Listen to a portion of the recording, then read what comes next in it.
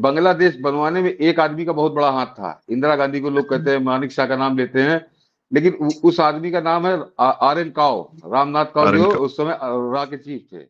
लेकिन आज आपको ये निश्चिंत रहिए कि आज हमारे पास जो आदमी है वो आर एन काओ से कई गुना ज्यादा बेटर है। उसका नाम है अजीत डोभाल, और वो पिछले 10 साल से पूरी मेरे ख्याल से आर एन काओ को उतनी पावर इंदिरा गांधी ने नहीं दे रखी थी जितनी power free hand Narendra Modi ने दिया है। 16 अगस्त 1946 को मुसलमान हिंदू को काटता है, बंगाली हिंदू को, और वहीं पे जो है कुछ महीने बाद नवंबर के महीने में जिसने काटा सोहरावर्दी, और जो कटा भारत के महान नायक सुभाष चंद्र बोस का भाई शरद चंद्र बोस, ये दोनों एक टेबल पे आए और जो है वहां के जो गवर्नर जनरल था बंगाल का, उसको प्रस्ताव दिया कि विभाजन हो रहा है, ठीक है, पंजाब उधर चला रहा है, हम जो है बंगाल जो है हमें पूर्वी पाकिस्तान नहीं चाहिए, हमको जो है संयुक्त बंगाल चाहिए। पूरे विश्व में हिंदू की दुर्दशा हो रही है, बांग्लादेश में हिंदू कट जा रहा है। अरे कटने से पहले उसको बांटा जा रहा है। और इतिहास है कि इससे ज्यादा कायर,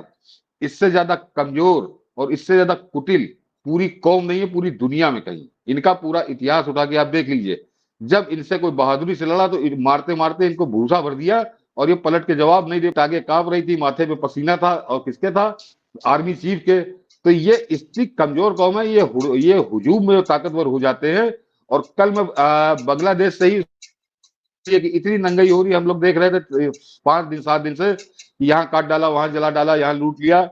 लेकिन कल जब 50,000 आदमी ढाका में निकला है हिंदू और 7 लाख आदमी चटगांव में निकला है, तो कहीं आपने सुना कि उस भीड़ पे हमला हुआ हो? नहीं, ये डरपोक है, और ये डरपोक है और ये जूताखोर है। ये पूरी दुनिया को इजराइल बता रहा है, चारों तरफ से गिरा है, 10-15 करोड़ मुसलमानों से गिरा है, और उसकी आबादी अब जाके 1 करोड़ हुई है। लेकिन जब चाहता है तब मारता है। लेकिन फिर वो इसी तरह के वो सबका साथ और सबका विकास और सबका विश्वास वाला गाना वो नहीं गाता। राफेल तो तैयार थे सर लाने के लिए, और हसीना अभी तक भारत में है, और अब इस तरह की चर्चाएं खत्म हो चुकी, बंद हो गई कि वो कहां जाएंगी कहां नहीं जाएंगी। आज का सच यही है कि हसीना भारत में है। और नरेंद्र मोदी की शैली रही कि बायां हाथ हिलाते हिलाते दाहिने हाथ से थप्पड़ मार देते हैं, तो हो सकता है ये बांग्लादेश खेल हो जाए।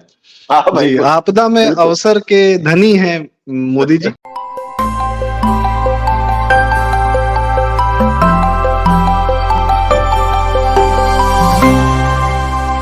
प्रारब्ध के सभी दर्शकों को मेरा नमस्कार। मेरा नाम है संदीप आर.के. सिंह, और आज हमारे साथ हमारे 2 अग्रज श्री सतीश चंद्र मिश्रा जी। सर, बहुत बहुत स्वागत आपका प्रारब्ध पर। और हमारे दर्शकों को भी स्वागत जी। और हमारे गाइड मेंटोर श्री पुष्कर अवस्थी जी, आपका भी बहुत बहुत स्वागत सर। राम राम। राम राम भैया, राम राम। सतीश सर, पिछले 1 महीने की घटनाएं हैं, या पिछले 2 महीने की घटनाएं ले सकते हैं, जब से 4 जून को एक सीटों में कमी आई भाजपा की, एक हिंदुत्व का एक जगरनॉट चल रहा था, एक मतलब एक अच्छी खासी स्पीड पकड़ा हुआ था हिंदुत्व, और रिवाइवल भी हो रहा था। पर जिस प्रकार से उसमें तेजी आई या रिवाइवल शुरू हुआ 2014 में, फिर 19 में और जड़ पकड़ी उसने, फिर 4 जून को एक हल्का सा जोल्ट लगता है, और उसका असर सब पे दिखा, राष्ट्रवादियों पर भी, नेताओं पर भी, सब पर, विपक्ष पर भी दिखा। वो विपक्ष जो मुस्लिम वोट बैंक द्वारा पूरी तरह समर्थित है और पूरी तरह उसको बैकिंग है उसकी, और उसके तमाम कारण पे बात हो चुकी है, किसने क्या किया क्या नहीं किया। पर अब चूंकि हम पिछले 1 महीने की घटनाओं को देखते हैं कि विपक्ष पूरी तरह मुसलमानों के समर्थन में खड़ा है, पूरी तरह हिंदू के विरोध में खड़ा है। यह हम कांवड़ यात्रा के दौरान देख सकते हैं, नजूल भूमि के विवाद वक्फ बोर्ड में जो आ रहा है, इस प्रकार के सारे में देख सकते हैं। और अपनी आंखों से दर्द जो दिख रहा है बांग्लादेश के हिंदुओं का, उसमें तो हम इसको पूरी तरह जो है, जैसे कहते हैं ना एक यज्ञ की पूर्णाहुति होती, वैसा देख रहे हैं कि जितनी छोटी छोटी चीजें होती हैं हिंदू मुस्लिम की, लॉ की, कानून की, संसद की, इसकी उसकी, अंततः वो वहां जाती हुई दिख रही है जहां बांग्लादेश भी जो है पूर्ण रूप से इस्लामिक होता हुआ दिख रहा है। वहां हिंदुओं का कोई स्थान नहीं दिख रहा। सिर्फ स्थान नहीं, ये नहीं कि बोल दिया गया कि भाग जाओ, बुरी तरीके से मारा जा रहा है, काटा जा रहा है, और मतलब जघन्यता का इंतहा चल रहा है वहां। आप कैसे देखते हैं सर, क्या बांग्लादेश में हम इस समय भारत का भूतकाल भी देख पा रहे हैं और भविष्य भी देख पा रहे हैं? क्या ऐसा है, या इसके कुछ समाधान निकल सकते हैं?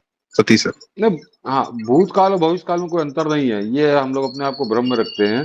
याद करिए 71 में मुजीबुर रहमान के हाथ में सत्ता है और 75 में उस आदमी का कत्ल हो गया। और जो जियाउर रहमान आया था प्रो पाकिस्तानी था, वो आईएसआई के उससे उसने किया ही था पूरा वो ऑपरेशन। क्योंकि आर्मी जिस तरह से, अगर आपको याद हो, जब 1947 में जब हिंदुस्तान बटा, तो आर्मी को ऐसा नहीं कि सारे आर्मी के नए रिक्रूट आ गए थे, आर्मी वही थी, सबके हिस्से बढ़ गए थे, वो पाकिस्तान चले गए थे जो जिन्होंने ऑप किया था, इंडिया में रह गए थे। वैसे ही जब पाकिस्तान बांग्लादेश बना 71 में, तो जो ईस्टर्न पाकिस्तान, जो उनकी ईस्टर्न कमांड थी, वो पूरी बांग्लादेश में रह गई थी, तो वो तो उसी मानसिकता में जी रही थी जो 47 से 71 तक थी। और उसको वो एक तरह जिस समय लेफ्टिनेंट जनरल था जियाउर रहमान, उसने कैसे पूरा, वो एक अलग कहानी है, पूरी कई किताबें हैं उस पर। उसने 3 साल के अंदर वो रचना रची और मुजीबुर रहमान को कत्ल कर दिया। तो मुजीबुर रहमान का जो कत्ल किया था, तो कोई उसने सत्ता के लिए नहीं किया था, वो एक पूरी एक उसके पीछे एक ताकत है। खालिदा जिया उसी की बीवी है, और जो लड़का इस समय तारिक रहमान है वो उसकी चर्चा में आ रहा है। और यही हमारे एक भ्रम फैला दिया जाता है कि सब पहले बड़ा जो अतीत था बहुत बेहतर था, और भविष्य अब ये बड़ा खराब नजर आ रहा है। गौर करिए कि जब विभाजन हो गया, पाकिस्तान और बांग्लादेश बन गए, 71 में बांग्लादेश की जो आबादी थी वो 23% या 22% वहां हिंदू थे, और आज की तारीख में 8% रह गए हैं। तो कहा, ये बता रहा कि पहले भी क्या होता रहा है, पहले भी क्या होता रहा है। एक ये भय होता है कि ना, भय बिन होए न प्रीत, और थोड़ी कूटनीति जो चलती रही, और ये जो शेख हसीना थी, ये इसके बाप को कोई मरवा दिया बाद में आईएसआई ने, ये प्रधानमंत्री पद पाने के बाद। तो इसका एक एंटी पाकिस्तान तो इसका मूड था ही, और थोड़ा प्रो इंडिया रही, क्योंकि उस दौर में इसने 6 साल काटे यहाँ पर हिंदुस्तान में। तो कोई बड़ा अंतर नहीं है। अगर आप ओवरऑल बात करिए बांग्लादेश की सोच में, एक फैक्टर जरूर हम लोग के साथ काम करता था जो भारत के पक्ष में था, कि अगर आपको ध्यान हो, एक वो आते हैं पाकिस्तान के हैं, पॉलिटिकल एनालिस्ट है साजिद तरार, उनको मैं पाकिस्तान के यूट्यूब पे सुन रहा था, तो उस आदमी ने बताया कि मेरे एक अमेरिकन डिप्लोमेट जो थे, और वो थे पाकिस्तानी मूल के, लेकिन वो अमेरिका के अमेरिकन सिटीजन हो गए थे, वो गए पाकिस्तान बांग्लादेश किसी अपने डिप्लोमेटिक मिशन पे। तो कहे संयोग से 14 अगस्त था, उससे एक दिन पहले 13 अगस्त को वो बांग्लादेश पहुंचे थे। और जब उन्होंने अपनी आइडेंटिटी बताई तो पहचान गया होटल वाला, तो होटल वाले ने उनसे कहा कि देखिए कल है 14 अगस्त, आप बाहर मत निकलिएगा, क्योंकि अगर आपको पता चल गया कि आप पाकिस्तानी हैं तो आपकी सुरक्षा की गारंटी हमारी नहीं है। और ये 2-3 साल पहले की घटना है। तो बांग्लादेश का जो भी हम देख रहे हैं, उसमें आम जनता की बात करिए तो उसमें पाकिस्तान के प्रति कूट कूट के नफरत आज भी भरी हुई है, घृणा भरी हुई है। तो वो पाकिस्तान से तो कभी, अगर आप जनता के लेवल पे बात करिए तो नहीं मिल सकता। हाँ, ये सेना और सत्ता में बैठे लोग ये सब सौदे कर लेते हैं, और उसी का आप नतीजा आज आप देख रहे हैं कि क्या हो रहा है। और इसमें एक और जो तथ्य आ रहा है, उसकी पुष्टि तो खैर कभी हो भी नहीं पाएगी। वो तो या तो नरेंद्र मोदी जानते होंगे या शेख हसीना जानती होगी, कि जिस समय अभी इन्होंने अपना नया आर्मी चीफ नियुक्त किया था, तो ये इनका दामाद है जो आर्मी चीफ है। तो उसके लिए शायद भारत सरकार ने बताते हैं कि रेड सिग्नल दिया था कि इस आदमी को मत बनाओ, ये इसके चीन और पाकिस्तान से रिलेशन है, जो भी संबंध है। शेख हसीना उसको नहीं मानी, उन्होंने अपने ओवर कॉन्फिडेंस था उनको कि मेरा रिश्तेदार है। तो इस तरह के खतरे, इस तरह के जोखिम उठाए, इसका नतीजा हुआ। और ये आप जो देख रहे हैं बांग्लादेश में, ये ज्यादा दिन नहीं चलने वाला संदीप जी। क्योंकि एक बात तो अच्छे से समझ लीजिए कि पिछले 50 साल से अगर आप बांग्लादेश के संबंध में बात करिए, और खासकर पिछले 10 साल से, इंडियन डीप स्टेट भी वहां बहुत गहरे पेनिट्रेट कर चुकी है, बहुत गहरे पेनिट्रेट कर चुकी है। और ये क्योंकि शेख हसीना ओवर कॉन्फिडेंस में कुछ चीजें वो कर नहीं रही थी, मान नहीं रही थी, तो अब वहां पे गेम पलटेगा। अब इसको महीना भर लगे, 2 महीना लगे, और आपको बिल्कुल बदली हुई परिस्थिति नजर आएगी। लेकिन फिलहाल ये अभी जो कुछ हो रहा है, ये बहुत खतरनाक है जी। और मैं इसमें यह कहना चाहूंगा सर कि बात इसमें ऑफ कोर्स पॉलिटिक्स है, एक देश है, उसकी संप्रभुता है, उसका भारत है। संदीप जी, आपको थोड़ा रोकूंगा कि देखिए, मैंने जो कहा ना कि डीप स्टेट बांग्लादेश बनवाने में एक आदमी का बहुत बड़ा हाथ था। इंदिरा गांधी को लोग कहते हैं, मानिक शाह का नाम लेते हैं, लेकिन उस आदमी का नाम है RN काओ, रामनाथ काओ, जो उस समय रा के चीफ थे। उनका बहुत बड़ा हाथ है, और उनकी बड़ी तारीफ भी होती, प्रशंसा भी होती, उनके कुछ कारनामे भी जिक्र आते हैं, बहुत मिस्टीरियस पर्सनालिटी थे। लेकिन आज आपको ये निश्चिंत रहिए, कि आज हमारे पास जो आदमी है वो आर्यन काव से कई गुना ज्यादा बेटर है। उसका नाम है अजीत डोभाल, और वो पिछले 10 साल से पूरी मेरे ख्याल से आर्यन काव को उतनी पावर इंदिरा गांधी ने नहीं दे रखी थी जितनी power free hand Narendra Modi ने दिया है। तो निश्चित रहिए यहाँ पे गड़बड़ हुई है, खतरे के संकेत आ रहे हैं, लेकिन कुछ ऐसा अनर्थ हो जाएगा ऐसा नहीं होगा। जी अब बोलिए आप। जी, मैं बस ये कह रहा था सर, इसमें ऑफ कोर्स ये पॉलिटिक्स है, और इसमें ऑफ कोर्स हमारा नेतृत्व, जैसे पुष्कर दा अक्सर कहते हैं कि आपका नेतृत्व ही आपके देश का भाग्य या भविष्य तय करेगा। तो अभी हमारा नेतृत्व कोई और होता तो ऑफ कोर्स बात कहीं की कहीं चली गई होती, उसमें कोई शंका नहीं। तो अभी जो हमारा नेतृत्व और भाग्यवश की वो तीसरी बार मोदी जी भी आ गए, और कुछ देखते हुए जो आपने अजीत डोभाल जी का नाम लिया, उनको जो है वापस एक्सटेंशन देके, मतलब उनकी भी उम्र हो गई है, लेकिन एक्सटेंशन देके उनको बोला गया कि आप अपनी सेवाएं अभी देते रहिए, अभी आपकी आवश्यकता है। तो वो आवश्यकता दिखी जब हिंडन बेस पे स्वयं शेख हसीना से मिलने गए, और शेख हसीना जी को बचा कर ले आए मोदी जी, जो कि शेख मुजीबुर रहमान के साथ उस समय इंदिरा गांधी नहीं कर पाई थी।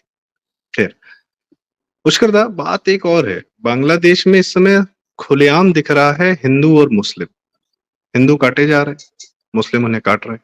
और जैसा कि सतीश सर ने बताया कि 21% थे, आप एक देश के एक 1/5 थे, और आज की डेट में आप 1/10 से भी कम है। तो ये लगातार जो हो रहा है सो हो रहा है। जो पाकिस्तान की खबरें आती हैं, है तो बांग्लादेश पाकिस्तान ही उसी सोच से बना, वैसा ही बना, वही इस्लाम है, वही बिना तलवार के रह नहीं सकता, बिना काफिर काटे रह नहीं सकता। हिंदुओं के हाल हम वहां देख रहे हैं क्या हो रहा है। कोई छत से कूद रहा है, कोई जलाया जा रहा है, कोई मारा जा रहा है। आज सड़क पे उतरे हैं, कहाँ जाएंगे, क्या करेंगे। 71 में भी हुआ, हर जगह हुआ।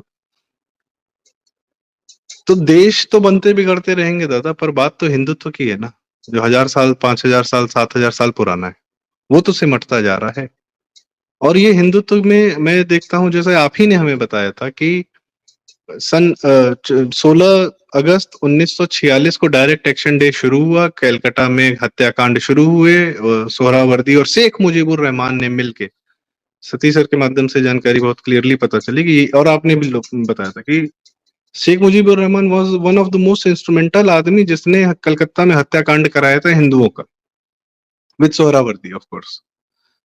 तो फिर उसके कुछ दिन बाद, शायद 4-6 महीने बाद ही सुभाष चंद्र बोस के भाई चले गए थे कि हमको जो है ग्रेटर बंगाल बना के दे दीजिए, हम और मुसलमान साथ में रह लेंगे। तो ये हिंदुओं की कौन सी मानसिकता है, यूनाइटेड स्टेट्स ऑफ बंगाल। तो मैं चाहूंगा जरा इस पे भी बताएं आप इतिहास में। और ये बंगालियों की जो एक इच्छा है कि हमको मुसलमान के साथ हम रह लेंगे, कसम खा लिया कि हम रह लेंगे मुसलमान के साथ और उनको भाईचारा बना के रह लेंगे, रह नहीं पा रहे हैं। पर ये जो दुराग्रह है उनका कि हम रह लेंगे, ये दुराग्रह जो है, क्या यह भी एक कारण है आज के उनके जो भी हो रहा है उनके साथ, चाहे पश्चिम बंगाल स्टेट में हो रहा हो, चाहे बांग्लादेश में हो रहा हो। पुष्कर दा, देखिए, ऐसा है कि पिछले कई शताब्दियों की नपुंसकता हिंदुओं के लिए जो है एक मैलिग्नेंट कैंसर बन गया है। कई से, इसमें 1-2 दिन का मामला नहीं है, ये बहुत पुराना मामला।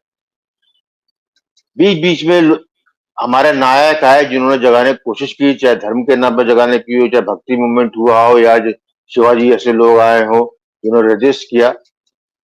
और शायद इन्हीं लोगों का प्रताप था कि हम जो है इतने वर्षों तक मुसलमानों के, फिर अंग्रेजों के गुलाम होने के बाद भी 80-82% हिंदू बच गया जब आजाद हुए हम लोग, स्वतंत्र हुए। तो ऐसे ही कुछ जो हमारा दुर्भाग्य रहा कि 15 अगस्त 1947 में जब भारत की एक तरीके से स्वतंत्रता उपनिवेशवाद से हुई, स्वतंत्र तो भारत नहीं हुआ, लेकिन उपनिवेशवाद से तो हम हो गए स्वतंत्र, लेकिन उपनिवेशवाद की जो मानसिकता से ग्रसित नायक थे, राजनीतिक नायक, या जिन्हें कहिए ब्रिटिश एजेंट्स जो थे, जिन्होंने ब्रिटिश राज ने ही जिनको पाल पोस के जो है सामने खड़ा किया हमारे। जिस तरीके से आज बांग्लादेश में मोहम्मद यूनुस दिखाई दे रहा है आपको, ये नोबेल प्राइज वाला, ये तो अमेरिकन डीप स्टेट का, अमेरिका का आदमी है, ये सीआईए का बना हुआ आदमी है। 20-25 साल से पाल पोस का था। आज उसकी उपयोगिता, तभी मोदी जी ने जो है नए दायित्व की बधाई दी, प्रधानमंत्री बनने की बधाई नहीं दी। तो हम जो है हिंदू इसके वो रहे हैं पूरी तरीके से शिकार। जहां तक आप बंगाल की बात करते हैं, बंगाल ये हुआ कि बंगाल सबसे पहले जब अंग्रेजों ने बंगाल जीता और बंगाल जीतने के बाद से उन्होंने पूरे जो है भारत पे कब्जा किया। तो ये कह सकते हैं कि कोलकाता या बंगाल वो भूमि थी जहां पर अंग्रेज जो है सबसे पहले जो है मैकेले की पढ़ाई, ये ब्रह्म समाज, ये सब तमाम चीजें लेके आए just because to make a division, और एक सेंस ऑफ प्राइड दिया। ये जो है उसी तरह का प्राइड था जिस तरीके से एक एनवायरमेंट ब्रिटिश राज के ईसाई तंत्र ने, चर्च ने ये दिया कि बंगाली जो है बुद्धिजीवी है, और उसको जो है पीरियड दिया इन्होंने 19वीं शताब्दी के इस पीरियड को रेनेसे का पीरियड में डाल दिया कि मतलब जो कुछ हुआ भारत में वो बंगाल में जो नई उपलब्धि आई, अंग्रेजी सीखने लगे, नौकरी करने लगे, और नौकरी के बहाने रेलवे और जगह का नौकरी उन्हीं को प्राथमिकता मिलती थी क्योंकि वही पढ़े लिखे थे उनके हिसाब से अंग्रेजी पढ़ाई। तो ये इतना ज्यादा अभिमान आ गया बंगालित्व का उन लोगों में कि जब देखिए, जब 20वीं शताब्दी के शुरू में लॉर्ड कर्जन ने जब बंगाल का विभाजन किया तो बंगाल का विभाजन इसी संदर्भ में किया गया था कि जो पूर्वी इलाका था वो जो है आपका कृषि क्षेत्र था और पश्चिम से जहां इंडस्ट्री लग रही थी और अनमैनेजेबल था बंगाल। तो लेकिन उस वक्त जो है बंगाल विभाजन को जो है उसको जो है बंगाली संस्कृति के विरुद्ध समझा गया और बंगाली इकट्ठा साथ में हो गए। 1947 में जब विभाजन होने लगा तो उसी बीमारी से ग्रसित होके 16 अगस्त 1946 को मुसलमान हिंदू को काटता है, बंगाली हिंदू को, और वहीं पे जो है कुछ महीने बाद नवंबर के महीने में जिसने काटा सोहरावर्दी और जो कटा भारत के महान नायक सुभाष चंद्र बोस का भाई शरद चंद्र बोस, ये दोनों एक टेबल पे आए और जो है वहां के जो गवर्नर जनरल था बंगाल का उसको प्रस्ताव दिया कि विभाजन हो रहा है, ठीक है, पंजाब उधर चला रहा है, हम जो है बंगाल जो है हमें पूर्वी पाकिस्तान नहीं चाहिए, हमको जो है संयुक्त बंगाल चाहिए। वो तो गांधी जी तैयार हो गए, वो तो बड़ा भला हो कि जो है कांग्रेस में कृपलानी और पटेल ने विरोध कर दिया, इसलिए जो है माउंटबेटन के पास प्रस्ताव जो है जाके जो है ध्वस्त हो गया। नहीं तो तभी अपनी कटने तो जो आप आज जो हम टीएमसी और कम्युनिस्ट राज्य में जी रहे बंगाल के बंगालियों को देखते हैं, ये 8% दिखते हैं हमको आज, और ये 8% ही रहेंगे। तो बंगाल में जो रह गया और जो आज हिंदुओं से हो रहा है, ये देखिए सोए को जगाया जा सकता है लेकिन जगे हुए को नहीं जगाया जा सकता। 1947 हो चुका था, 1971 हो चुका था, और 1971 के बाद ये झूठ बोला जाता है यहाँ पे कि बांग्लादेश में हिंदू बड़ा सुरक्षित था। बिल्कुल कदापि नहीं। बांग्लादेश में जब से जो है इस्लाम, ये आपका जमायते इस्लाम का जो है प्रभुत्व बढ़ा, वैसे वैसे गांव जहां पर गांव हिंदू ज्यादा थे उनका जो उनकी प्रताड़ना, उनका फोर्स कन्वर्जन लगातार पिछले 10 साल से तो कितनी वीडियो मैं देख चुका हूं। तो जो आज आप देख रहे हैं वो एक आइसोलेटेड इवेंट तो नहीं, बस ये कमेलेशन है, ये उपसंहार है हिंदू जेनोसाइड का, और इसको कोई नहीं रोक पाएगा। इसलिए रुक नहीं पाएगा कि जेनोसाइड वहां रुकता है जब जो है जिसके खिलाफ जेनोसाइड किया था वो खड़ा होता। बांग्लादेश का अब मैं कल देख रहा था कि ढाका में जो है करीब 30-40 हजार हिंदू जो है इकट्ठा हुआ है, ये शुभ संकेत है, बचेंगे वो भी नहीं उसके अंदर। लेकिन मेरा मानना है कि ये जो है संकेत हमारे लिए, जो मानसिकता वहां पे बैठे हुए हिंदुओं की है उसी मानसिकता से कहते हिंदुस्तान का भी हिंदू है, क्योंकि जब यहाँ भीड़ आएगी तो उसको थानेदार चाहिए, उसको मोदी चाहिए, उसको योगी चाहिए, साला खुद नहीं करेगा कुछ। और ये सृष्टि का नियम है, विश्व में जहां भी जेनोसाइड हुए हैं और जिन्होंने जेनोसाइड का मुकाबला किया वो तभी हो पाया है कि जब उसका जो है वो आपने खुद हथियार उठाए। आपने हथियार ना उठा के आपने प्रतिघात की शक्ति का जो है आपका ह्रास हो चुका। तो मैं तो समझता हूं कि कुछ नहीं होगा। लेकिन जहां पर मैं 1 सेकंड और लूंगा आपका, सतीश भाई ने जो बात बताई, कहा कि जो हम देख रहे हैं ये कुछ भी नहीं है, आगे क्या होता है देखना है। मेरा भी मानना है कि ये शुरुआत है, एक अंत का प्रारंभ है बांग्लादेश का। बांग्लादेश का जिस स्वरूप में है, मैं उसको अगले साल 1.5 साल में उस स्वरूप में रहता नहीं देख रहा हूं। दूसरी बात, अभी तो आप पॉलिटिकल चीज पे आ गए। अभी आप देखिए 6 महीने में इसी फौज में विभाजन होगा। लोग भूल जाते हैं बांग्लादेश की जो सेना जो है उसमें यदि एक तरफ वो जो है डीप स्टेट अमेरिका चीन से है, तो एक बहुत बड़ा वर्ग है जो कि आपका देहरादून खड़गवासला में परीक्षित होता है। तो एक ग्रुप आपका भी है, ये मान के चलिए इसको। वो अभी नहीं करेगा, 6 महीने बाद सामने आएगा। और इस वक्त भारत को जो है बिल्कुल बांग्लादेश को बचाने की आवश्यकता उसको नहीं हो रही है। भारत जो है उतना ही कोल्ड ब्लडेड गेम खेल रहा है जो जियो पॉलिटिक्स में होता है।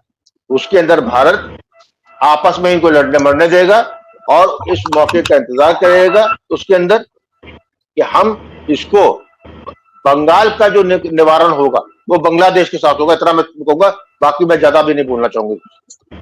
जी जी, ये आपने काफी सही बात बताई।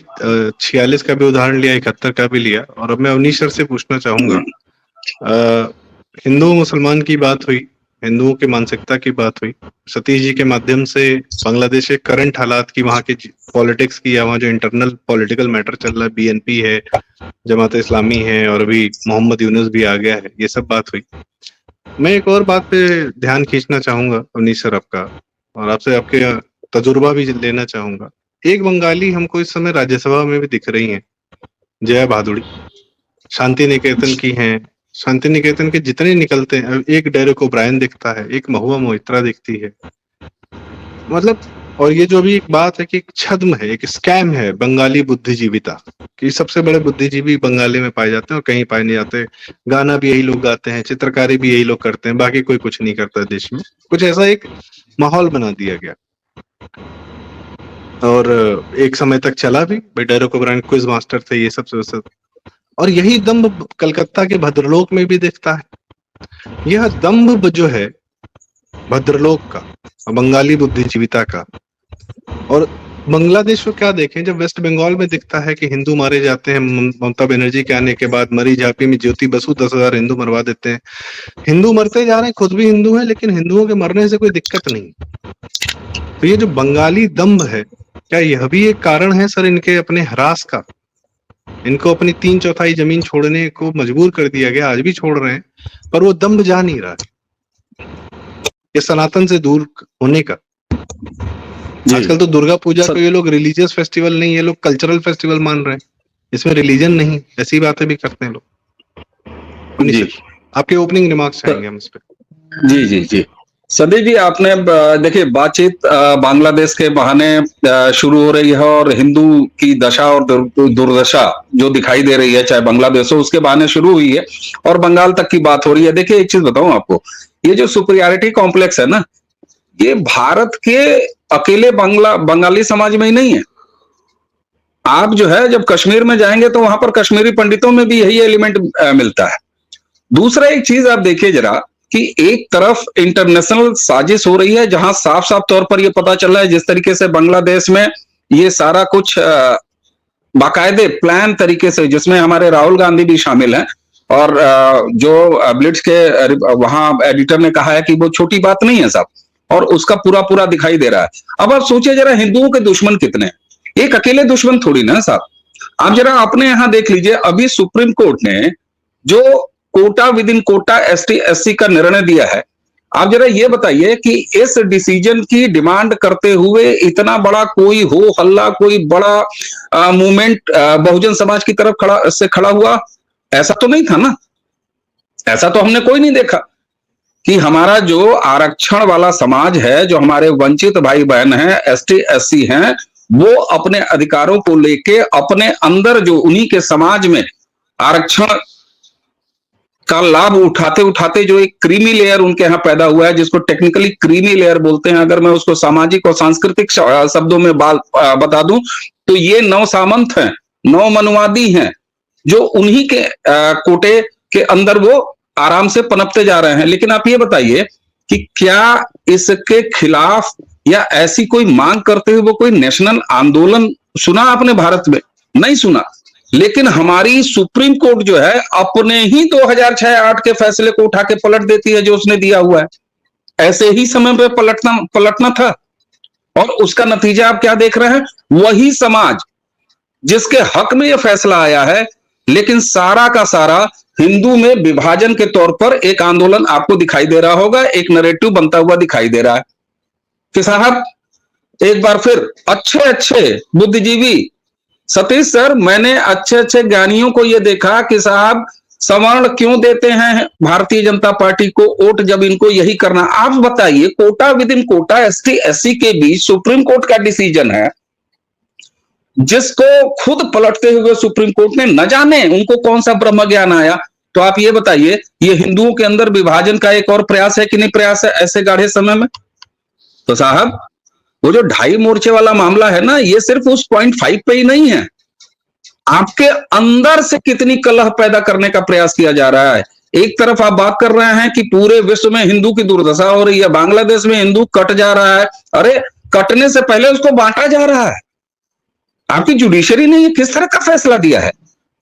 भला हो सरकार का कि सरकार इस पर बेहद मैच्योर तरीके से इस पर काम करते हुए दिखाई दे रही है, क्योंकि टेक्निकल आधार है। सुप्रीम कोर्ट ने सर ये फैसला जब देते हुए कहा, राज्यों पर डाल दिया है कि राज्य उसको, अब होना क्या चाहिए संदीप जी? होना तो ये चाहिए ना कि उस समाज जिसके हक हकूक छीन रहा है, उसी का एक समाज का दूसरा हिस्सा, तो उनको सड़क बनाना चाहिए ना। लेकिन पूरा नैरेटिव किस खिलाफ बनाया जा रहा है? और अभी आप देखिएगा, ये सारा कुछ भारत में अशांति पैदा करने के लिए, कहीं खालिस्तानी माइंडसेट किसानों के वेश में, खिलाड़ियों के वेश में जातिगत माइंडसेट, हिंदुओं में एसटी एससी ओबीसी के बंटवारा कर दो। दूसरी बात, यहां पर राहुल गांधी एक साथ जात पूछते हैं। आप पहले ये तय करना पड़ेगा किसी समाज को दोष देने से पहले, और दोष देते हुए भी इस बात को देखना पड़ेगा कि अकेले बंगाल नहीं कट रहा है सब, बट पूरा देश में हिंदू है, और जब बटेगा तभी कटेगा साहब। तो ये चौतरफा हमला है। कहीं जुडिशरी की मदद ली जा रही है, कहीं राहुल गांधी जैसे विश्व भ्रमण करने वाले नेताओं की बात ली जा रही है, मदद ली जा रही है। जहां जरूरत पड़ रही है जमाते इस्लामी की मदद ली जा रही है, जहां जरूरत पड़ रही है वहां इंटरनेशनल कबाल की मदद ली जा रही है। लेकिन इस सबके बीच में एक सवाल का उत्तर हम सबको खोजना चाहिए कि शेख हसीना जब अपदस्थ हुई, उनका तख्ता पलट हुआ, और वो जब भारत के रास्ते निकली बांग्लादेश से, तो कहा यह जा रहा था कि साहब कुछ घंटे भारत में रहेंगी, उसके बाद कहीं यूएस जाएंगी, फिर मना कर दिया, यूके जाएंगी, फिर मना कर दिया। लेकिन एक चीज पर अब बहस और चर्चा और सवाल उठने बंद हो गए हैं, और काफी दिन बीत गए, सब ठीक ठाक दिन बीत गया। शेख हसीना तो भारत में ही है, और भारत सरकार का साफ स्टैंड है।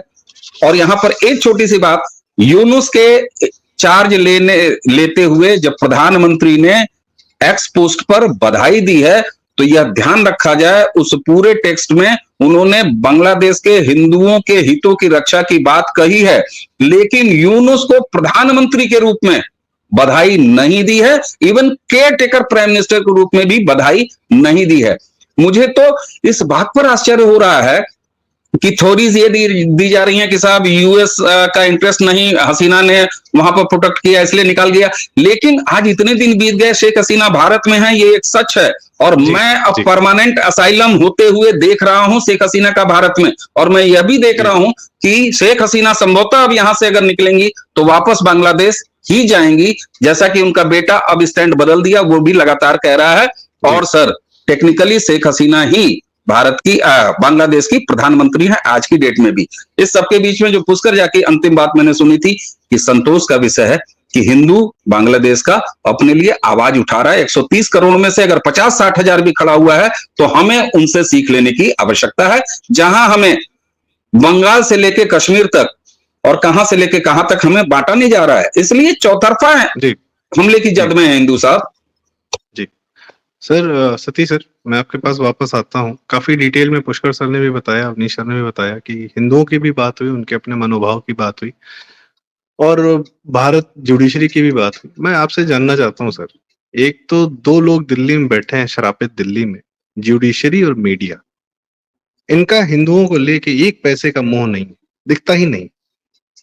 या तो आपके पास अकाट्य तर्क मतलब अकाट्य सबूत हो, तभी ये आपकी सुनवाई भी नहीं करते। जैसा हमने देखा कि 2009 में हाईकोर्ट का फैसला आया, सुप्रीम कोर्ट चले गए राम मंदिर के लिए, 14 तक फाइल पलटने की जहमत नहीं उठाई सुप्रीम कोर्ट ने। ये जो एक बात दिखती है, और जैसा बताया जा रहा है कि नए नए तरीके से जो है बांटा जा रहा है समाज को। बांग्लादेश में भी जो हुआ वो कोर्ट के फैसले के हिसाब से हुआ, मणिपुर में भी जो घटनाएं हुई वो कोर्ट के फैसले से हुई।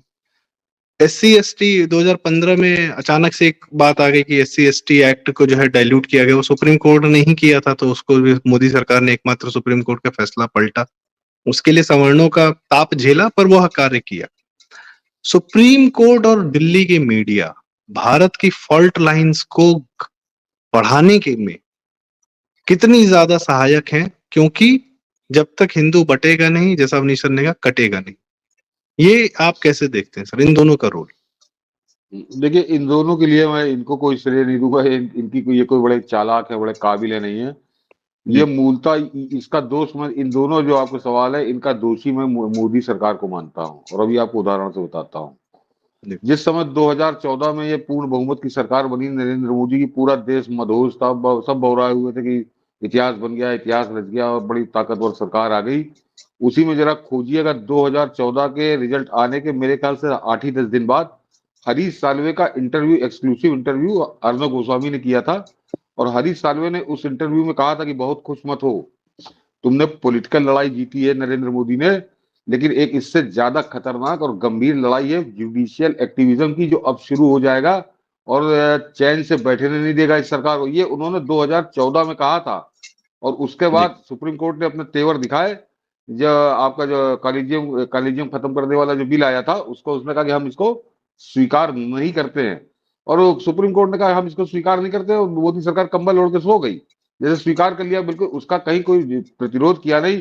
आपको ध्यान होगा कि वो जो बिल था वो दोनों सदनों में सर्वसम्मति से पास हुआ था। उसमें ना तो किसी ने वॉकआउट किया था, ना किसी ने विरोध में डाला था। यानी देश की संसद 2014 में सरकार चुन के आ रही है, पूरी राज्यसभा लोकसभा सर्वसम्मति से उस बिल को पास कर रही है। और सुप्रीम कोर्ट कह रहा है मैं मानूंगा नहीं, मैं इसको नहीं मानूंगा। नहीं माना उसने, आज तक नहीं माना। क्यों नहीं माना? पलट के जवाब पूछना चाहिए था। और ये राजनीतिक इच्छा शक्ति या राजनीतिक दबंगई एक महिला ने दिखाई थी। जब एक ही बार पूर्ण बहुमत की सरकार आई थी, मायावती की मैं हर डिबेट में उदाहरण देता हूं। और अपने आप में लखनऊ में देखा होगा, जो काशीराम स्मारक बना है और वो गौतम बुद्ध उपवन बना है 3 किलोमीटर लंबा, इस पे भी कांग्रेसी जाके सुप्रीम कोर्ट से स्टे ले आए थे। और सुप्रीम कोर्ट ने कहा था कि काम बंद करो। और चूंकि संयोग से मेरा घर है वहां पे, मैं रोज निकलता था वहां से, तो जब सुप्रीम कोर्ट का स्टे आया कि काम बंद करो, तो दिन की बजाय रात में भी काम, मतलब 24 घंटे नॉन स्टॉप काम चला। और वो आज की तारीख में काशीराम का स्मारक भी है और गौतम बुद्ध गार्डन है। क्या कर लिया सुप्रीम कोर्ट ने? तो ये आपकी राजनीतिक इच्छा शक्ति आपको दर्शानी चाहिए, जो पिछले 10 साल में इन्होंने नहीं दर्शाई। और अगर ध्यान होगा, जिस समय किरण रिजिजू को कानून मंत्री बनाया था, तो किरण रिजिजू ने कुछ तेवर दिखाने शुरू किए थे, तो आपने उसका हटा के उसका विभाग ही बदल दिया। तो ये क्या कारण है? ये इसकी जवाबदेही प्रधानमंत्री मोदी को है, क्योंकि सबसे ज्यादा शिकार तो वही है। और उनके माध्यम से पूरा देश शिकार हो रहा है इस सुप्रीम कोर्ट की मनमानी का। एक नहीं, कई मामले ऐसे, कई फैसले हैं कि हम लोग उसके लिए अलग ही एपिसोड करना पड़ेगा अगर उसकी याद करें। और दूसरे मीडिया के लिए इतने मतलब जो ऐसे ज्वलंत उदाहरण है जहां खुलकर आया कि ये देश के लिए, देश के साथ घात कर रहे हैं। बुरहान वानी वाला मामला याद करिए। बुरहान वानी 2016 में उसका एनकाउंटर हुआ, नरेंद्र मोदी सरकार आने के 2 साल बाद। और यही बरखा दत्त, यही रवीश कुमार, यही पुण्य प्रसून वाजपेयी और यही दिवांग, ये सब कैसा उसके समर्थन में नाचे। कि तो मास्टर का बेटा था, वो तो बेचारा क्रिकेट खिलाड़ी था, क्रिकेट का बड़ा शौकीन था। उसके बाप का इंटरव्यू, उसके माँ का इंटरव्यू, और वो सब एंटी इंडिया भाषा बोल रहे थे। तो मीडिया की आजादी का मतलब ये थोड़ी कि आप हाफिज सईद का जिंदाबाद करने लगोगे यहाँ पे।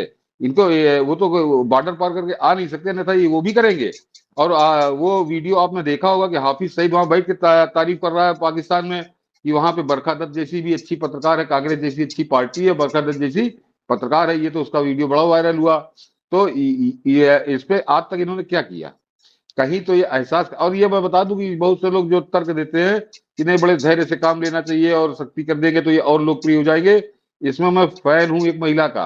आज वो राहुल गांधी की वजह से गाली खाती हैं।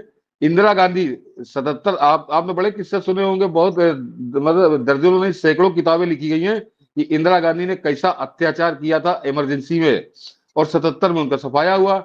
लेकिन वो 2.5 साल बाद ही जनता की समझ में आ गया था कि इंदिरा गांधी ने जो किया वो बिल्कुल ठीक किया था। और 2.5 साल बाद 1980 में जो चुनाव हुआ था तो 365 सीटें जीत के इंदिरा गांधी धमाके के साथ सत्ता में लौटी थी, क्योंकि जनता की समझ में आ गया था कि वो शक्ति ज्यादा बेहतर थी, बजाय इन लफंगों के जो आ गए हैं, इन लूटमार कर रहे हैं, इनसे बहुत बेहतर है देश। 1900 ये 2.5 साल में हो गया था। तो ये एक बड़ी गलत थ्योरी है कि साहब शक्ति कर देंगे तो वो सोनिया लोकप्रिय हो जाएगी और राहुल को सहानुभूति मिल जाएगी। नहीं, आपकी राजनीतिक कायरता है, आप डर रहे हो। क्यों डर रहे हो, इसकी जवाब आपको देना पड़ेगा। कल सुब्रमण्यम स्वामी ने राहुल गांधी का बाकायदे उसका इनकम टैक्स का जो उसने रिटर्न भरा इंग्लैंड में, वो ट्वीट किया है जिसमें लिखा हुआ है कि उसने अपनी नागरिकता ब्रिटिश लिखी और 2006 का है वो, ये भी नहीं कि कोई 94 या 95 का है, 2006 का उसने जो इनकम टैक्स रिटर्न भरा है उसमें वो अपने आप को ब्रिटिश नागरिक घोषित कर रहा है। और वो सुब्रमण्यम स्वामी ने कहा है कि इसकी जांच करो, तो क्यों नहीं कर रहे हो जांच? और उसमें दो में से एक आदमी को तो सजा होनी चाहिए ना। अगर सुब्रमण्यम स्वामी ने फेक सर्टिफिकेट जारी ट्वीट किया है तो सुब्रमण्यम स्वामी को सजा होनी चाहिए, और अगर उन्होंने जो सर्टिफिकेट ट्वीट किया है वो सही है तो सजा फिर राहुल गांधी को भी होनी चाहिए, क्योंकि 2006 में वो सांसद था, वो कोई आम आदमी नहीं था, वो इस देश की संसद का सदस्य 2004 में बन चुका था। तो ये कार्रवाई तो ना आप करोगे, ना पुष्कर जी करेंगे, ना अवनीश शर्मा जी करेंगे, ना मैं करूंगा। ये कार्रवाई करने की जिम्मेदारी तो सरकार की है ना। और इसके बाद जब इतनी चीजें सामने आ गई तो अब आप किसका इंतजार कर रहे हो? और जब आप नहीं करते हो तो जनता में जाहिर, अभी जो पुष्कर जी ने कहा नपुंसकता वाली बात, उस पर आऊंगा।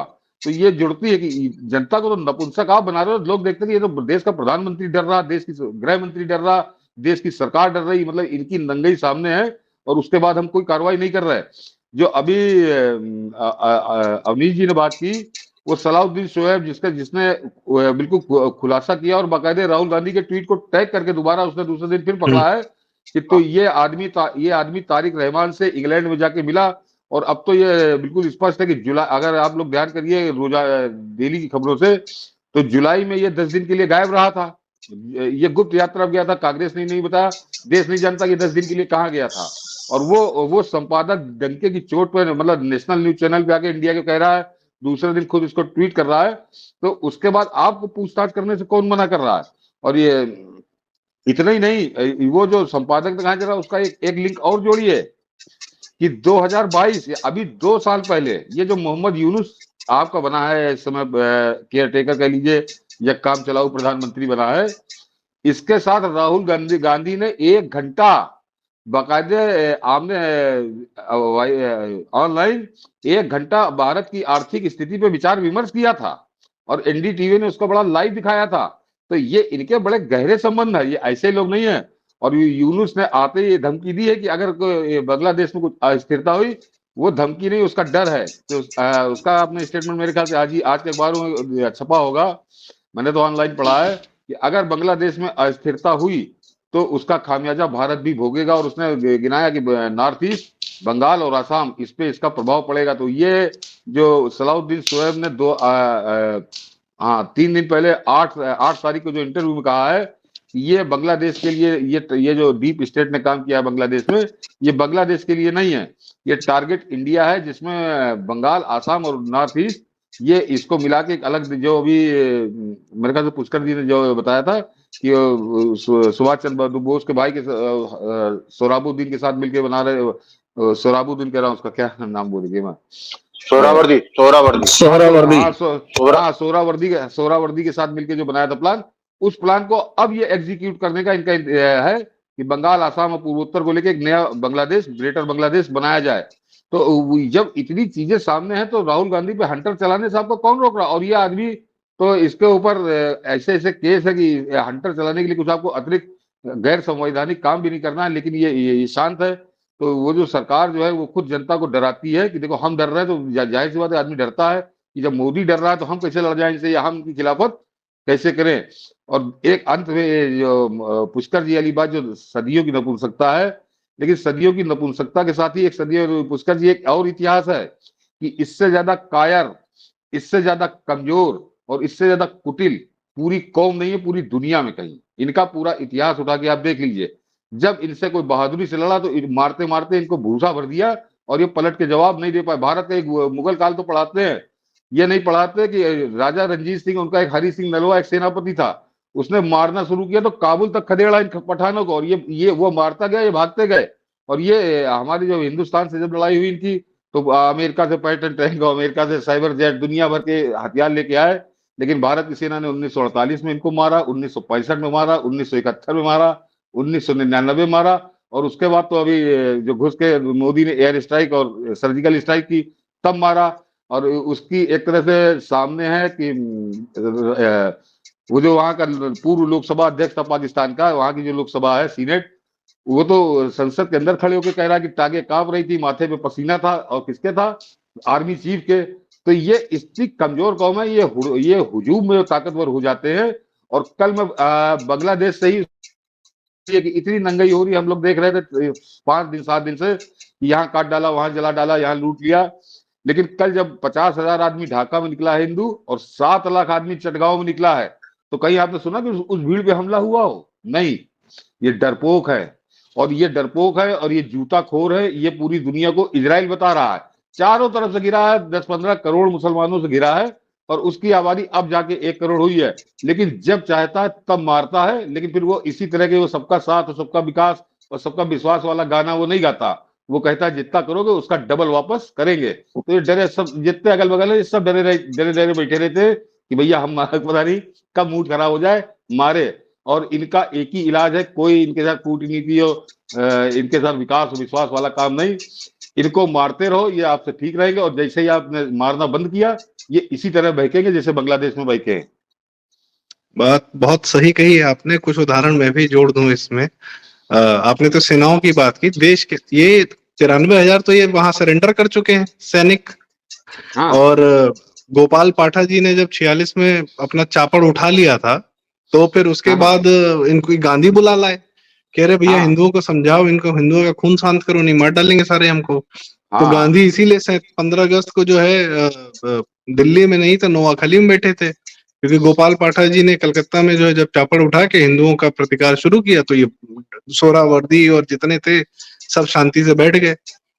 और भी बहुत सारी घटनाएं हैं सर। मैं कानपुर में कुछ दिन पहले एक उदाहरण आपको ताजा दे दूं, ताकि जो नई पीढ़ी हो, ये तो हम लोग इतिहास की बातें कर रहे हैं, एक जरा इनकी कायरता का और डरपोक और मार खाने का इनका इतिहास, कि मेरे ख्याल से हिंदुस्तान के जितने राज्य हैं उनमें सबसे कमजोर या शरीफ शराब कह लीजिए, शरीफ समाज, सब समाज जो लड़ाई झगड़े से कोसों दूर रहता है, लड़ने झगड़े से वो मुंह से भी नहीं लड़ना चाहता, वो है गुजराती समाज, गुजरात। और गुजरात के शरीफ आदमी ने जब हाथ में अपने जूता उठाया 2002 में, तो ये आज तक रोते हैं, ये आज तक रोते हैं, जबकि गुजराती कतई लड़ाकू नहीं होता, कायदे से बहुत शांतिप्रिय समाज है, वो धंधा करता है, वो कहता गुंडे उंडे नहीं करना। लेकिन जब उसके धैर्य का बांध टूटा, तो 2002 से 2024 22 साल हो गए, ये आज भी गुजरात का रोना रोते हैं। इस पे ये मार खाने का इनका इतिहास है। और आज दुनिया के और जो समाज हैं, वो सब समाज वो इस रात दिन दंगा में नहीं लगे रहते। लेकिन अगर धैर्य का बांध टूटा, तो जैसे अभी आप देख रहे हैं बांग्लादेश में टूटा है। और हिंदुस्तान तो खैर, हिंदुस्तान तो बड़ा लंबा इतिहास है। एक और किस्सा बता दूं, ताकि जो आपके दर्शक आजकल बड़े कुछ, मैं देख रहा हूँ मनीष जी, संदीप जी, कि जी लोग सर। बड़ा डिमोरलाइज हो रहे हैं कि ये ऐसा हो जाएगा वैसा हो जाएगा। तो उनके लिए दर्शकों को कतई डिमोरलाइज ना होइए। एक किस्सा और है जो गुजरात से ज्यादा खतरनाक है, कि 93 में जब मुंबई का दंगा हुआ, तो पूरे मुंबई के सेलिब्रिटी इकट्ठे हुए, सुनील दत्त और सुनील गावस्कर और फलाने डिमाके, मतलब 10-12 लोग। और ये लोग गए मुंबई के मुख्यमंत्री के पास कि साहब ये दंगा जो है काबू इसको करिए, बहुत मारे जा रहे, मारे मुसलमान ही जा रहे थे। तो शुरू उन्होंने किया था, हाँ, शुरू मुसलमानों ने किया था। हाँ, अरे शुरू तो उन्होंने किया था। और वो दस्तावेजी है, आपको मिल जाएगा अगर आप ढूंढेंगे कहीं इंटरनेट पे, कि उस महाराष्ट्र के मुख्यमंत्री ने बिल्कुल हाथ खड़े करके कहा था, ये दंगा हम नहीं रोक सकते, इस दंगे को अगर कोई रोक सकता है तो बाल ठाकरे रोक सकते हैं। तो वो पूरा प्रतिनिधिमंडल बाल ठाकरे के घर गया वहां से निकल के, और बाल ठाकरे का वो जवाब ऐतिहासिक है। इस लड़के को देख के शर्म आती है, इससे घृणा होती है उद्धव ठाकरे को। बाल ठाकरे ने, वो सुनील गावस्कर और सुनील दत्त जो स्टार गए थे, उनसे बाल ठाकरे ने कहा था कि नहीं, अभी ये दंगा नहीं रुकेगा, क्योंकि अभी बदला पूरा नहीं हुआ है, अभी ये 2 दिन और चलेगा। और उठाकर देख लीजिए, बाल ठाकरे से मुलाकात के बाद 2 दिन तक दंगा चला। और उसके बाद से 93 से लेकर 2004 2024 कितने समय हो गया, 31 साल। 31 साल से मुंबई में दंगा नहीं हुआ है। तो ये मैंने कहा इनकी दवा क्या है, ये गुजरात बता चुका, महाराष्ट्र बता चुका। तो वो वही दवा है। बाकी ये जो प्रधानमंत्री मोदी एक गलत फहमी में थे और पूरे देश को गलत फहमी में रखे थे कि सबका साथ और सबका विकास और सबका विश्वास, ये कतई इस लायक है ही नहीं। ये वही दवा इनको चाहिए जो गुजरात ने 2002 में दी थी, 1993 में महाराष्ट्र ने दी थी, बाल ठाकरे ने दी थी। सर इसी बात पर मेरे पास एक लाइन है, हमारे जानने वाले ने कहा ये बात कि मुसलमान दूसरों का खून देखकर खुश हो जाता है और अपना खून देखकर डर जाता है। और मतलब दूसरों का खून देख के ना उसको बड़ा मजा आता है उसको देख, लेकिन जैसे ही अपना पड़ता वो निरी बकरे का, बेजुबान भैंसे का इनका देख के डर जाता है। जब खून को सामने आ जाता है तो कैसे भागता है, मैंने बड़ा लंबा इतिहास आपको बताया। नहीं, अपनों का और अपना खून देख के डर जाता है, दूसरे का मतलब हिंदू कटे जो कटे मजा आता है उसको। हाँ। और जरा इतिहास चले जाइए, राणा प्रताप जो है, जो उनका जो राज्य था मेवाड़ जिसे आप कहते हैं, वो मैं हिंदुस्तान में राजस्थान का जो भौगोलिक एरिया है जो उसका वो 4% जमीन है मेवाड़ की। तो आप सोच लीजिए अगर आप हिंदुस्तान में करेंगे तो कहीं परसेंटेज में आएगा नहीं, वो 0-0 में चला जाएगा। उस छोटे से राज्य का एक राजा राणा प्रताप, और उसने अकबर को नाक से पानी पिला दिया था।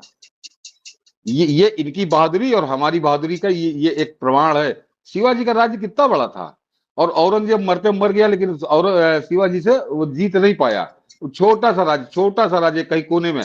वो जो मेन है कि हमारे यहाँ बटे हुए लोग हैं, जो अभी आपने बात की, पुष्कर जी ने बात की कि इसीलिए इनकी एक रणनीति है कि हिंदुओं को पहले बांट दो, काट दो, और कोई जो जातियों में हो जाए, धर्म में बढ़ जाए, उसके बाद इन पे हमला करे। अन्यथा इनकी औकात नहीं है कि ये लड़ सके आमने सामने, और जब लड़ेंगे तो इनका संहार होगा।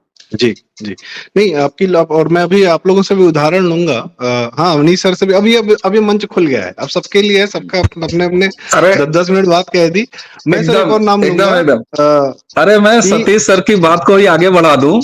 जो सतीश सर ने अच्छी बात की कि वो इतना ज्यादा हतोत्साहित होने की आवश्यकता नहीं है। और मैंने कही थे पिछली बातचीत में कि अगर सीखना है तो तुरंत अगर सीखा जा सकता है तो बांग्लादेश के हिंदुओं से सीख लीजिए, चटगांव से सीख लीजिए, ढाका से सीख लीजिए। एक चीज और मैं आपको बताऊं, 2014 से लेके और ये 239 सीट वाला 2024 तक इन्होंने अपने कौन से घोड़े नहीं खोल लिए भाई साहब कि इस देश में कम से कम 14 में गलती से आ जाए तो 5 साल के बाद मोदी ना आए, 19 में ना आए, 19 में फिर दोबारा आके छाती पे बैठ गए। तो कौन से घोड़े ऐसे बचे थे जो इन्होंने नहीं खोड़े, और इनकी औकात नहीं हुई तीसरी बार नरेंद्र मोदी वापस सत्ता में आके बैठे हुए हैं। ये भी एक प्रतिकार है जो उंगली से दिया जा रहा है साहब, इसी देश में दिया जा रहा है।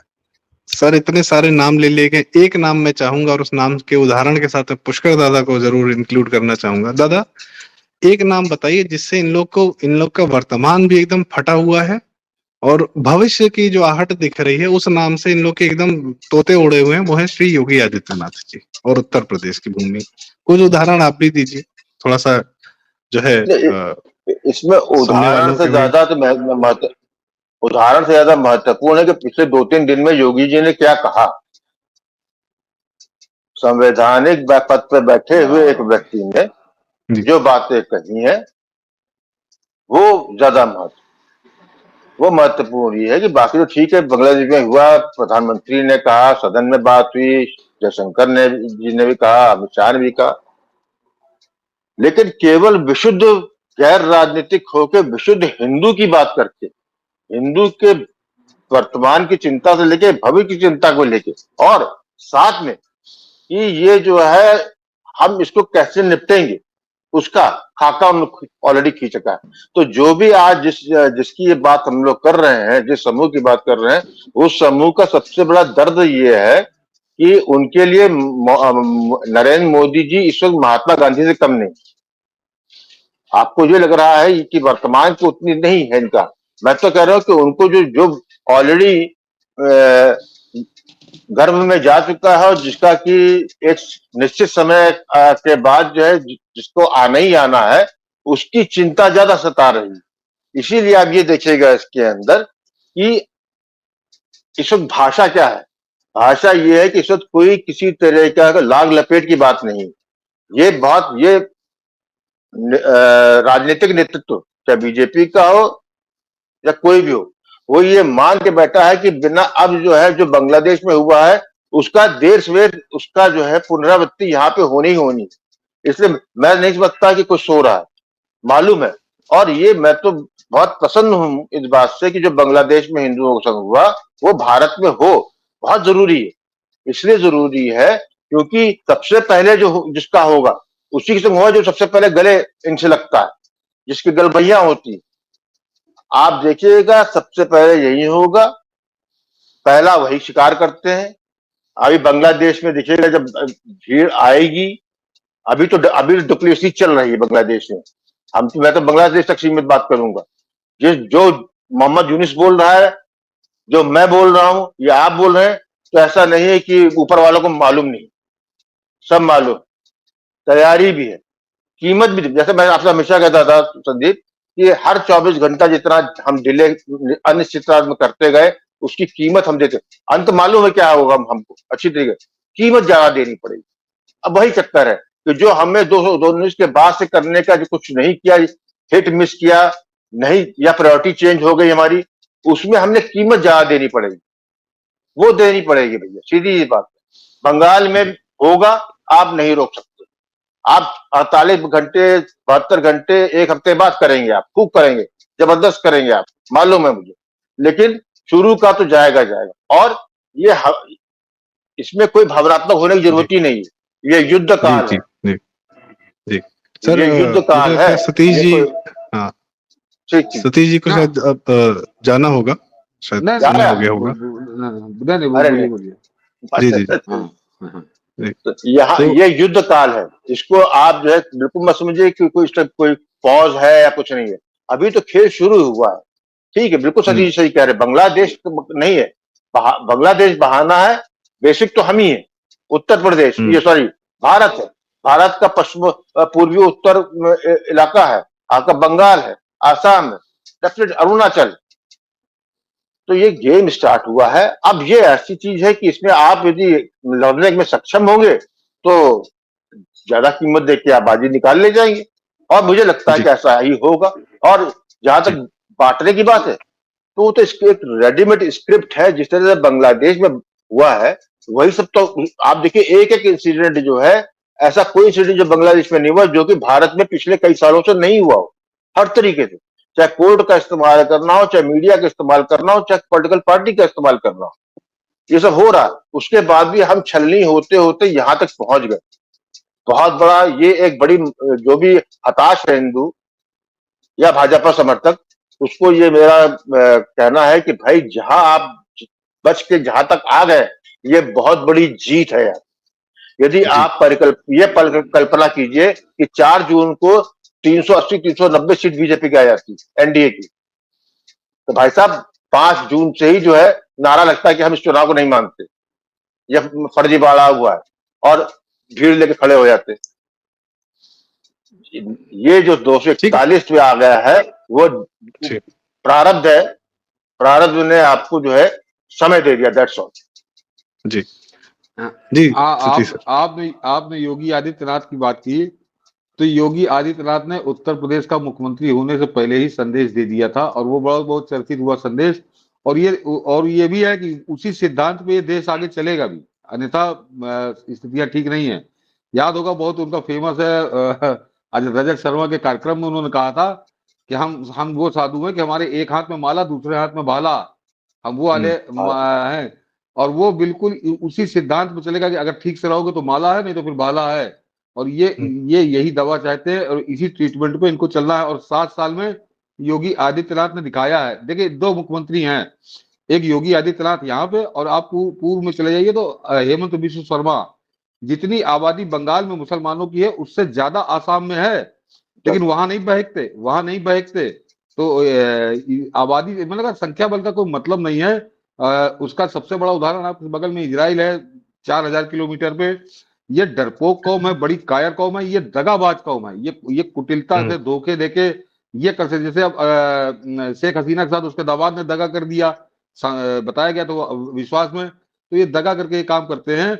और कितने एहसान फरामोश है, ये आप हिंदुओं की बात कर रहे हैं कि जब मैं देख रहा था, मुझको तो खैर वो 1946 का डायरेक्ट एक्शन डे याद है, बहुत पढ़ा उसके बारे में, तो मुझे कोई बड़ी सहानुभूति तो नहीं हुई, लेकिन मैंने देखा कि कितने एहसान फरामोश, कितनी कृतज्ञ है ये कि उस मुजीबुर रहमान के मूर्ति पे चल के हथौड़ा बरसा रहे हैं, पेशाब कर रहे हैं, मतलब एक ऊपर चढ़ के पेशाब कर रहा, दूसरे मौलाना के मुंह पे गिर गई नीचे, वो भी वीडियो है कि ये अगर मुजीबुर रहमान ना होता तो इनकी कुत्तों से बदतर जिंदगी होती आज, कुत्तों से बदतर जिंदगी। और इनको किस तरह से वो पाकिस्तानी डील करते थे। एक किस्सा उसका, जिस समय विभाजन हुआ तो पाकिस्तान में हमीदुर रहमान कमीशन बना था कि जरा पता लगाओ ये विभाजन क्यों हुआ, और उसमें जनरल नियाजी को उसने जब बुलाया गवाह पूछताछ के लिए, तो उसमें जो सबसे बड़ा ब्लेम था कि लाखों महिलाओं के साथ पाकिस्तान की सेना ने बलात्कार किया था, और ये लंबे समय से चल रहा था, ऐसा नहीं कि युद्ध के समय। तो उसने पूछा कि ये क्यों हुआ है, तो इन बांग्लादेशियों की क्या औकात थी पाकिस्तानी सेना के सामने। जो नियाजी का जवाब है वो भी रिकॉर्डेड जवाब है।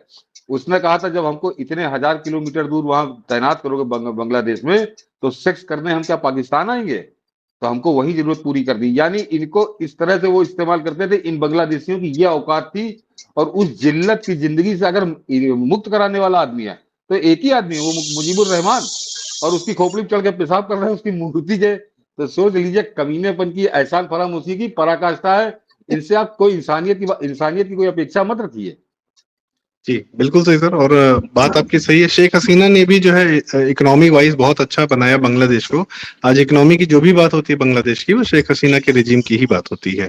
खैर अवनीश सर, आप तो गोरखपुर के हैं, मंदिर का घंटा आपके घर में सुनाई देता है अगर जब मंदिर में घंटा बजता है, ऐसा आपने कह रखा हाँ है। बिल्कुल बिल्कुल, गोरखपुर रहता हूँ तो जी, बिल्कुल और घंटा सुनाई देता है। मैं समझ गया वो वहीं जी आ रहा हूँ। साहब जी, देखिए, आप सर क्लोजिंग रिमार्क दीजिए, मजा आ जाए। अरे मिश्रा सर ने कहा ना कि उनका फंडा बिल्कुल क्लियर है, दादा ने कह ही दिया कि उनका फंडा क्लियर है। और मिश्रा सर ने कहा कि उनका फंडा बहुत पहले से क्लियर है, एक हाथ में है और दूसरे हाथ में भाला। तो फंडे उनके इतने क्लियर हैं कि वो हाउस में भी, अपने विधानसभा में कहते हैं सद्भावना एक्सप्रेस नहीं चलाएंगे, तुम्हारे लिए बुलेट ट्रेन चलाएंगे। तो उनके पास जो है हथियार भी है, और मजे की बात है उनके पास गति भी है। जब वो सद्भावना एक्सप्रेस वर्सेस बुलेट ट्रेन चलाने की बात कर रहे हैं, तो वो उनके पास गति भी है। और सर, आपने बांग्लादेश के उस 71 से पहले वाला जो पाकिस्तान सेना का जो वो जरूरियात थी, जिसके लिए वो कहते थे हम पाकिस्तान मेनलैंड थोड़ी ना जाएंगे, तो आप देखिए, तो 1971 से ये करीब 50-52 साल के एक अच्छी खासी उम्र वाले इस समय बांग्लादेश में हैं, जिनका डीएनए चेक कराने की जरूरत है तो पता चल जाएगा ये जमाते इस्लामी वाला डीएनए कहां से आ रहा है। एक लंबी वो उम्र है सर। अगर 71 में आखिरी सोहर मान लिया जाए तो 50-52 की एक अच्छी खासी संख्या है। और जो उन्होंने सालों से किया, तो वो कितना, जीन तो बोलता है ना सर, डीएनए तो बोलता है ना सर। तो वो फिर जमाते इस्लामी का जो प्रेम निकला जा रहा है, और इतनी आसानी से वो एक्सप्लॉइट हुए हैं। एक्सप्लॉइट नहीं हुए, सब जानबूझ के करते हैं, कोई एक्सप्लॉइट नहीं हुए। हाँ, अब एक चीज सबसे सुखद है इस बात में कि डूबने वाला खुद अपना तिनका जुगाड़ रहा है।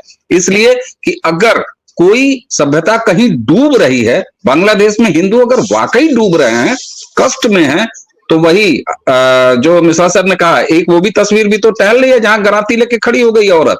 तो ये भी चीजें हैं, और उन्होंने खुद अपने लिए आवाज उठाई है, ये सबसे बड़ी बात है।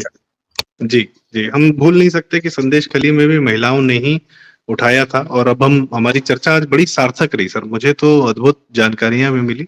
मुझे उम्मीद है कि हमारे दर्शकों को भी जो है एनर्जी भी मिली होगी। डिस्कशंस इसलिए हैं क्योंकि ये बातें बहुत जरूरी भविष्य के लिए भी हैं, भूत से भी आ रही हैं। और मैं तो ये देखता हूँ कि जी सर, संदीप जी जी, सर, जी हाँ, प्लीज।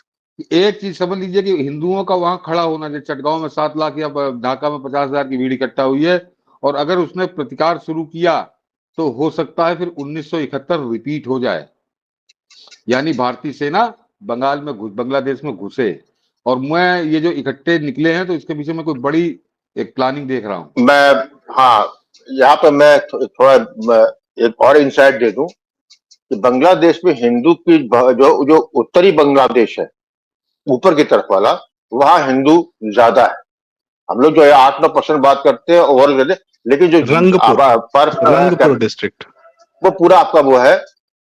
मुझे तो पूरा विश्वास है सतीश जी कि 71 का पुनरावृत्ति हम पाकिस्तान, हम सोच रहे थे लेकिन हमें लगता है पाकिस्तान से पहले जो है बांग्लादेश खापे होंगी, क्योंकि जिन्होंने जो है ईसाई राज बनाने की कोशिश की वो तो अपना ऊपर वाला करे ना करे, लेकिन हमको लगता है जो चिकन नेक के वाला जो इलाका है पूरा, यहाँ पर जो है जो क्योंकि भीड़ वहां सामने आई है, तो ये निश्चित मानिए कि स्वतः ऑर्गेनिक नहीं हो सकता वो पूरा उसका जो है, क्योंकि मैं कह चुका हूं कि जैसे सतीश जी ने कहा कि केवल वहां पर केवल स्टेट डीप स्टेट के नहीं है, हम वो नहीं है जो पहले थे, हमारा भी स्टेक है। हाँ ये है, यदि नहीं होता तो बांग्लादेश की सेना का ही हेलीकॉप्टर जो है बचा के ले गया, जबकि इतिहास इनका ये रहा कि जब भी सत्ता पलटते हैं तो हत्या ही करते हैं, हत्या से आधा घंटा पहले जो है निकाल ले गए। तो इसके मतलब सिर्फ निकाल नहीं ले गए, 7-8 सूटकेस लेके निकली हैं आराम से, तबीयत से। नहीं, इसको ऐसे समझिए कि अचानक उनको छोड़ के भागना पड़ा, और जब उनका जहाज उड़ा तो 2 राफेल तैनात थे, तो इतनी जल्दी ये चीजें नहीं, इसका मतलब तैयारी थी। और हाँ क्या कह रहे हैं, और राफेल तो तैयार थे सर लाने के लिए, और हसीना अभी तक भारत में है, और अब इस तरह की चर्चाएं खत्म हो चुकी, बंद हो गई कि वो कहाँ जाएंगी कहाँ नहीं जाएंगी। आज का सच यही है कि हसीना भारत में है। और सतीश जी आप कह रहे थे तो हसीना कहीं जा नहीं सकती। अमेरिका ने उनका वीसा रद्द कर दिया, इंग्लैंड ने जो है उनको लेने से मना कर दिया। सर हसीना की तरफ से ऐसा कोई अभी तक औपचारिक नहीं आया है कि उन्होंने कहीं और असाइलम मांगा भी है, ये भी तो सही है सर। जी नहीं, ऐसा वाली बात ही नहीं हो रही है। कोई बात नहीं, ठीक है, कुछ दिन में बयान देंगे सतीश सर। उनका लड़का बोल रहा है 1971 की पुनरावृत्ति, पुष्कर जी भी उससे सहमत है। तो मैं आपको एक मजेदार नोट पे खत्म करिए डिबेट कि पिछले 10 साल का ये तो इतिहास रहा, लोग यहाँ पीओके और कश्मीर और पाकिस्तान की बात कर रहे हैं, और नरेंद्र मोदी की शैली रही कि बायां हाथ हिलाते हिलाते दाहिने हाथ से थप्पड़ मार देते हैं। तो हो सकता है ये बांग्लादेश खेल हो जाए। जी, आपदा में अवसर के धनी हैं मोदी जी। कोरोना काल में भी भारत को मैन्युफैक्चरिंग की ऊंचाइयों पर पहुंचाया। उरी में हमला हुआ तो सर्जिकल स्ट्राइक की, पुलवामा हुआ तो बालाकोट किया। हर आपदा का भरपूर लाभ लिया है। गुजरात 2002 की बात हुई तो उसका भी लाभ लिया बाद में कि 15 साल बकायदा। तो आपदा में अवसर के मोदी जी धनी, और आज सब कुछ है उनके पास में। तो इसके साथ भारतीयों का पूर्ण समर्थन लेते हुए हम अब जो है क्या कहते हैं, आज बड़ी सार्थक चर्चा रही। और दर्शकों से रिक्वेस्ट कि कृपया वीडियो लाइक करें, शेयर करें, अपनी राय हमें कमेंट में जरूर बताएं। लंबा वीडियो पर बहुत जरूरी video. Thank you so much, बहुत सबको ही बहुत बहुत धन्यवाद, प्रणाम। बातें बहुत सारी हैं, आगे भी होती रहेंगी। बहुत बहुत धन्यवाद, नमस्कार। सतीश जी बहुत धन्यवाद सर, बहुत धन्यवाद, आप सबने समय दिया। धन्यवाद, नमस्कार, प्रणाम, जय श्री राम। जय श्री राम।